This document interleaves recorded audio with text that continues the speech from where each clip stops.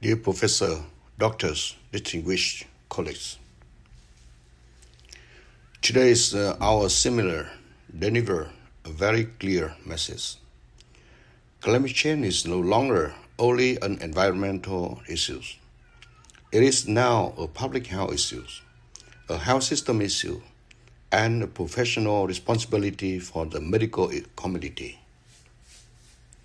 The program moved in a very logical sequence, from climate science to health system implication, to action and advocacy, and finally to responsibility for research and publication.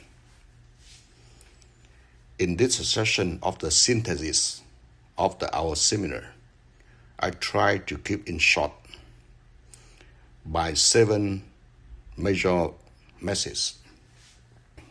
The first, the morning session, emphasized that climate change must be understood as a public health crisis. The presentation by Professor Mahesh and Tom Andrews showed that climate already affects disease burden, mortality, food security, and the functioning of health system. They also reminded us that climate science should be read through a clinical and epidemiological lens. In that sense, climate literacy is become part of the medical literacy. According to the presentation, global carbon level reached 485 ppm in January 2025, about 50% above pre-industrial level, and planetary heating was reported at 1.17 degrees of Celsius in 2022 and 1.55 degrees of Celsius in 2024. This figure reinforces a powerful message. The Earth is showing abnormal vital signs. The second major message was that Southeast Asia is highly vulnerable and that the health effects of climate change are already broad and interconnected. Heat-related mortality, cardiovascular and respiratory disease, infectious disease, adverse pregnancy outcome, and mental health impact are no longer isolated concerns. They are accumulating and placing increasingly strain on our health system. The third important message was that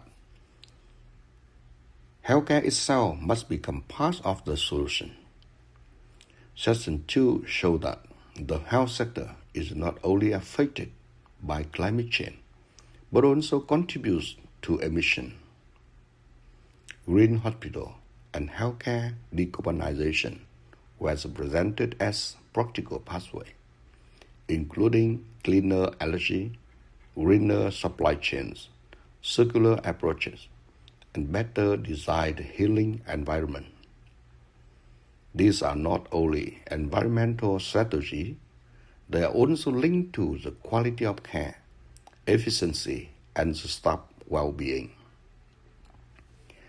Session 3 then moved to the panel discussion, from the awareness to action.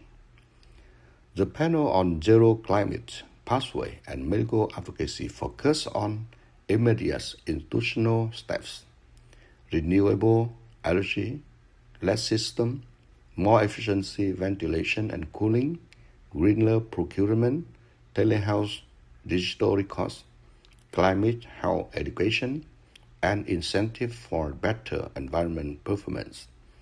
It also emphasized that physicians are an important advocacy role.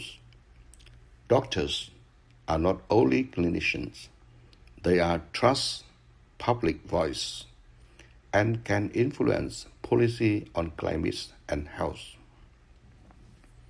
Section 4 added a new and highly relevant dimension: research integrity and publication responsibility. The presentation on AI in climate health research showed that AI can help connect complex environmental and health data, support prediction, scenario modeling, and early warning system. But it also warned us about the hallucination,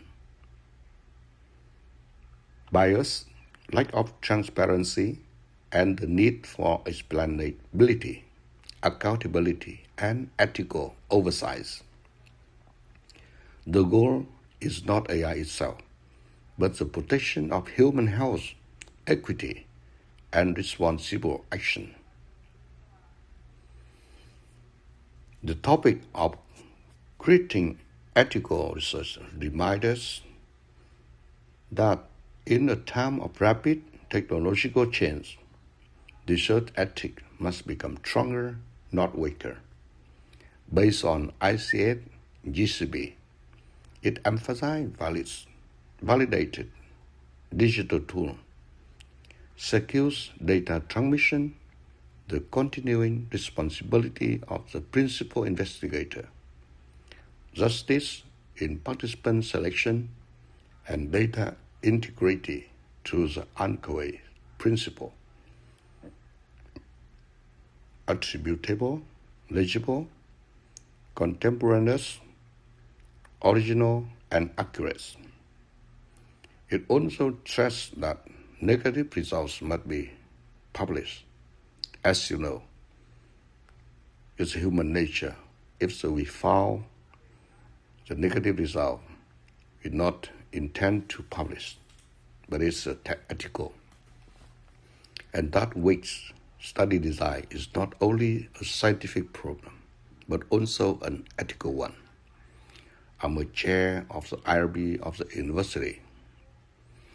I always emphasize that for approving one's study design, we should consider the scientific issue as well.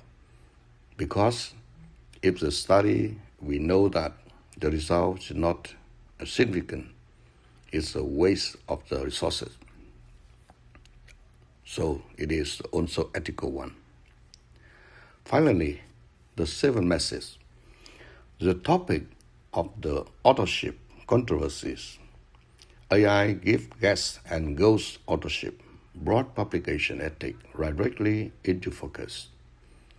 It reminds us that authorship is not about practice, but about real contribution, sufficient participation, and accountability. Give guess and ghost authorship undermines scientific integrity. AI cannot be an author because it cannot take ethical or legal responsibility. Editors therefore have an increasingly important role in checking unusual authorship pattern, contributor transparency, and consistency between reported authorship and the actual conduct of the research. The broader message was clear. Without accountability, trust in scientific publication will weaken. So, in conclusion, today's seminar brought together 5 main messages. First, climate change is an urgent public health issue. The second, health system must both adapt and decarbonize. The third, the medical profession must take a more active role in advocacy and implementation. The second and the third, relating to the words, highly appreciate that Professor Mahesh said that health system in climate change must be the critical actor. The fourth message, the future climate health research will increasingly rely on digital tools and artificial intelligence. And finally, the fifth, research ethics, data integrity, and authorship standards will become even more central to responsible academic publishing. In my reviews, this is a strong and timely direction for the MASEAN group of journals in the year ahead. Thank you very much for listening. Thank you very much, Professor.